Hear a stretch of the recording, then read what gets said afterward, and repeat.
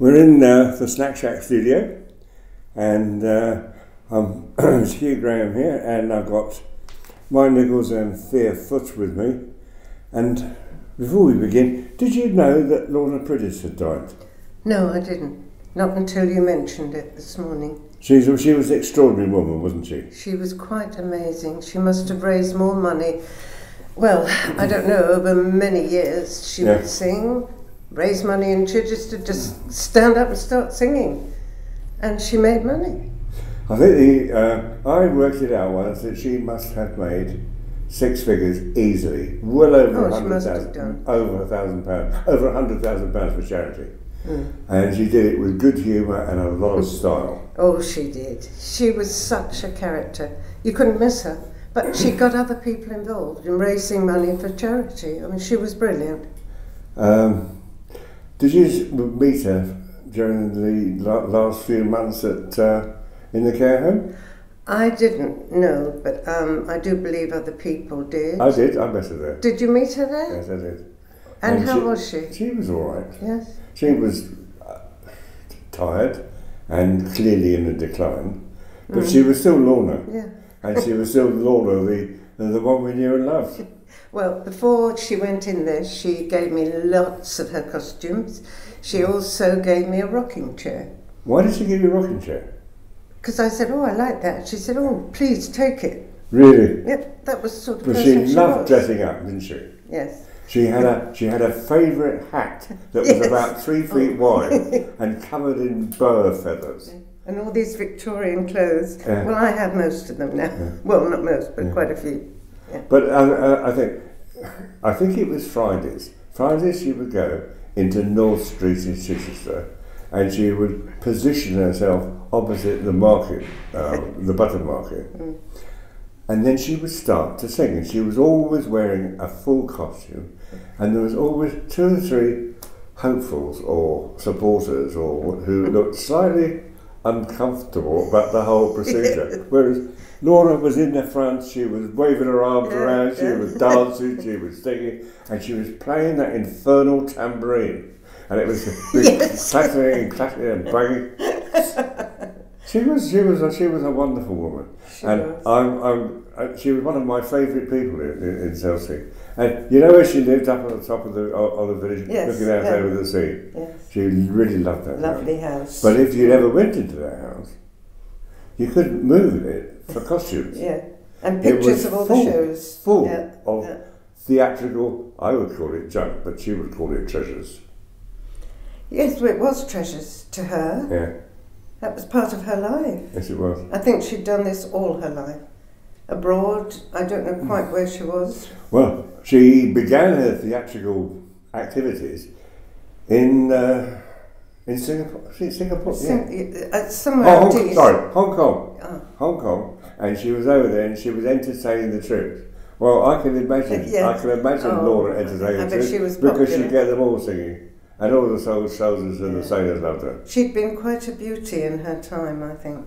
Well, she wasn't bad looking when she was getting on, was she? She wasn't, and she was always immaculate in her way of dressing, which was different. Yeah. But perfect. Always wore the hat. Always wore beautiful clothes. Yeah. And she was as cunning as a cartload of monkeys, because she used to go into the Riviera to enjoy the old age pensioners' lunch.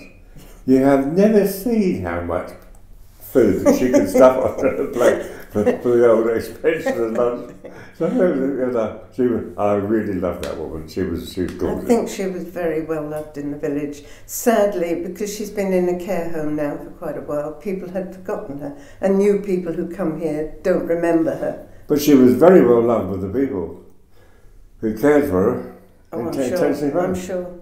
She must have kept them amused for hours. Well, I think she just... even her presence enlightened the company, didn't it? Yes. There was a glow about her that most people haven't got, and she did. That glow was most evident in the more than 50 shows she produced for the Selsey Variety Club. She founded that club, and she directed it, and she organised it. I knew her for nearly 50 years, and even in her 90s, she sparkled like vintage champagne. bubbling with a wonderful enthusiasm for any project she embraced, most of which were local charities, all of whom benefited hugely from her fundraising activities.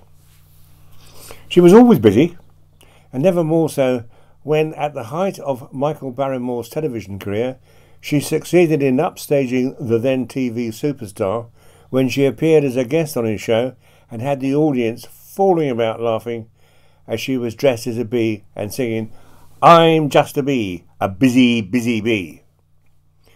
Being as busy as a bee actually sums up Lorna's life pretty accurately. She came to live in Selsey in 1971 when she was teaching at Rose Green Primary School, having previously worked as a governess in Hong Kong. She had also worked in what was then the British colony in Hong Kong as a forces sweetheart, shortly after the war, where she was mainly involved in preventing the triads from ripping off American servicemen.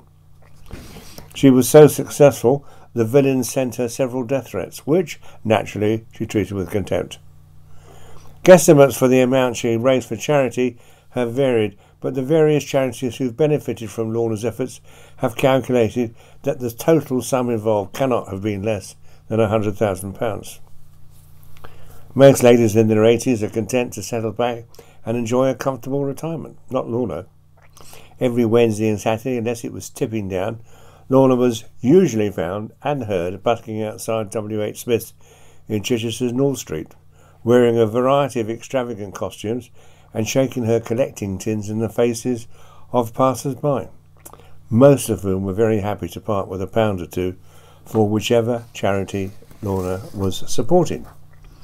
One of her favourite charities was a snack shack, and she was delighted to cut the tape when they opened their new warehouse premises 6 years ago. Most of those who helped Lorna with her fundraising activities believe she should have featured in one of the honours lists many years ago. Recognition of her contributions were considerably delayed, so all her admirers were very well pleased when she received her Help the Aged Gold Award from Princess Diana. Lorna celebrated her 90th birthday in January 2011, at which point she had lost none of the enthusiasm for life, but was at last showing one or two signs of slowing down. During the last 2 or 3 years, she regularly held court at the Riviera, where she frequently enjoyed the pensioners' lunch. Looking back on a lifetime of helping others, she told me, "I began helping others when I was teaching just after the war. I've been very well blessed with health and happiness, so I like to help as many others as I can." So, after a lifetime of spent helping others, it was perhaps just deserved that Lorna should finish her life at Tenchley Manor, where she was really cared for very well. And caring in the community is really what life in Selsey is all about. We are a caring community. David Cameron introduced what he thought was a new idea, the big society. But Selsey has been looking after its own for years. Anyway, what about caring for people? When you actually get to the end of your life, I would like to be cared for like that, wouldn't you? Definitely, but they'd have to be nice to me. You read awful things about carers. Can you tell us something about this? Well, yes. I mean, I was just going to say about Lorna. I got to know her a little bit through her Christian faith as a member of St. Peter's Church, and remember her not only coming there in these bright costumes, but latterly being brought by a carer because she couldn't sort of manage on her own, and even sharing one or two services at Tenchley Manor, where in latter days, when her memory was fading, she would simply sing some of the old hymns by sort of rote, you know, and you could see her lips moving and so on. But one of those very colourful people who, as you say, just by her presence would enliven proceedings. She just had that sort of personality and radiance, a rich kind of memory. But I think she was one of many who are cared for, not only in residential care homes, nursing homes in Selsey, but in, you know, daycare. I think we're very fortunate. And as you say, Thea, sometimes in the national news you get headlines about care that goes wrong. But my experience of many carers and care homes is that they are wonderful places of love and kindness and compassion, where the full needs of people are met in their latter days, and of their relatives who are able to come and visit them and look in on them and so on. And these people don't do it for the money, do they? I think most carers are paid at the sort of minimum wage. Yeah. And of course many of them are friends who've come from overseas to do this work. But actually my experience of care homes is that they become very intimate places, both for the staff and the residents. You know, they are literally the home for these folk. And real friendships occur, don't they, between the carer and the cared? Yeah, they're more than friendships sometimes. They are almost closer at the latter point of life than a person's relatives, because of course these carers are doing everything for, you know, an individual, sometimes very intimate things, and very close relationships are built up based on love and compassion. It's compassion that's a real word, isn't it? Well, I think it is. And are you happy, Hugh, if I just mention a project that's coming up? Yeah, of course. Is that okay? Because it has a bearing on this.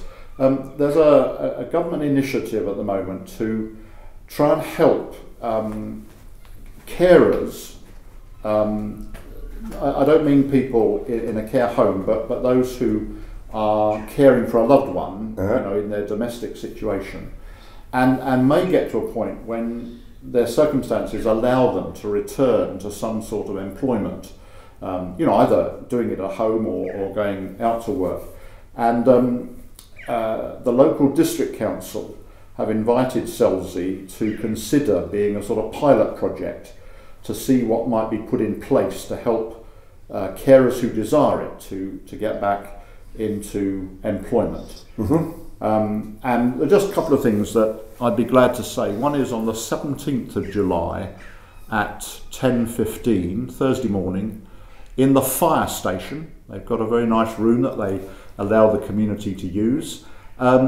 We've got a short meeting where we're trying to gather information about, for instance, how many people in Selsey might be in that situation of wanting to go back to do some perhaps part-time work and needing help to be able to do it, and to try and discern what sort of help they need. You know, would additional daycare facilities in Selsey for the one they're caring for, you know, be helpful in that kind of way? Are there modern technologies that could be shared to help? We're just trying to find out the facts. So the message really is this meeting's taking place, and anyone who's got any information and would like to share it can either come to the meeting, or if they give us a ring at Selsey Information Exchange on 01243 201 616, we'd be happy to take the details and just make that part of the information gathering. Okay. So this would be ideal for people who are employed in a care home that's shutting down? Well, it could have a widespread sort of possibility. At the moment, the actual focus of this particular project is not so much care homes, but people who, on a one-to-one basis, are caring for a loved one in their domestic dwelling, but who might be in circumstances where they'd like to undertake some employment, and it's just trying to find out how best they can be supported in that sort of situation. Okay, fine. All right, well, thank you very much, both of you. Welcome.